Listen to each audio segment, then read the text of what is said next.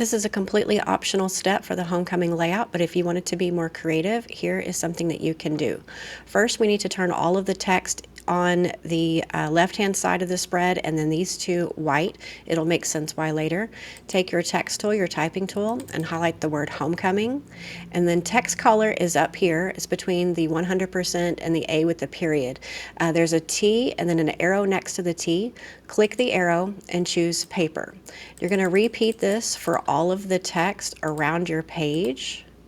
We need to highlight these captions and a few others. Turn them all to paper colored so that they'll stand out on the dark background we're about to add to them. One thing I've learned is if you triple click, you can highlight all of the text in a text box. Sometimes it works, sometimes it doesn't. Almost done. This caption. And last two, don't worry about the ones in the quote bar. We'll do something different with it in a minute. All right, all the text except for the quote bar is now white. Next, on the left-hand side of the toolbar, there are two rectangles, one with an X and one without an X.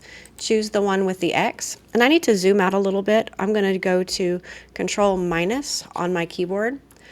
I'm going to draw a big box, a little bit bigger than the spread, and once it has the highlight around it, and I may even take my arrow key and click it again to make sure it is highlighted, has that blue line around it, go to File, Place, and then in the Photos file, there's Fireworks. And there's tons to choose from. Find one that you really like. I'm liking this one. I'm going to open it. And then I need to make it bigger because it's only as big as it appears right here. We need to spread it out. You go to Object, Fitting, then the first one, Fit Frame Proportionally. And it gets as big as your spread now. Now we need to send it to the back. Object, Arrange, Send to Back. And then from here, if you want to, this is also completely optional, we can change the color of this box around the text. Click it with your selection tool, your top arrow key, and up here, this is the box color. You can choose the arrow next to it, and you can choose practically any color you'd like. When you click it, like I just chose red, but it shows up pink over here. If I were to turn this up, there we go. Now we're completely red. You can also choose another color if you like another color. I just kind of want to see what blue looks like. I may like blue better.